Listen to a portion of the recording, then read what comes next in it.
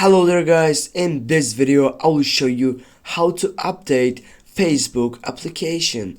Firstly guys, what you need to do is just simply you need to go on your Play Store as you are working on Android, and right after that on the search box you need to type for Facebook. Then you need to go on the Facebook site, go on it. Here as you can see, if you have the option for update on your right side, you're gonna need to go and just click on it, and then you'll need to wait for a minute or 2 minutes maybe for updating the software of the application, and then you're gonna use the latest version of Facebook.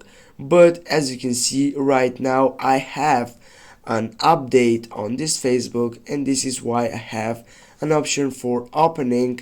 It is not an option for updating. Thanks guys for watching. Don't forget to hit that like and share the video. See you soon guys.